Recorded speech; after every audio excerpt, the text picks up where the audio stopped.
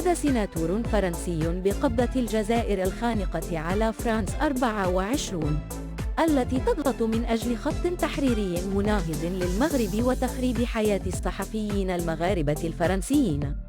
استنكر السيناتور الفرنسي كريستوف أندريه فراسا القبضة الجزائرية الخانقة على هذا الإعلام الوطني والجو الواضح المناهض لإسرائيل والمغرب داخل هيئة التحرير العربية لقناة فرانس 24.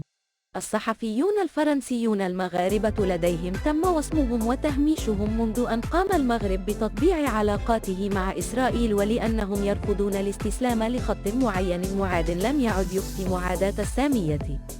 وفي خبر آخر، أعلن الرئيس الروسي فلاديمير بوتين أن اتفاقيات تجارية تهدف إلى إنشاء منطقة تجارة حرة قيد الإعداد بين روسيا والعديد من دول شمال إفريقيا بما في ذلك المغرب.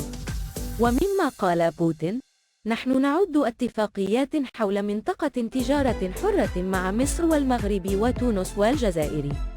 إنها كل شمال إفريقيا. هناك العديد من نقاط التنمية في القارة، وهناك دول مثيرة للاهتمام للغاية.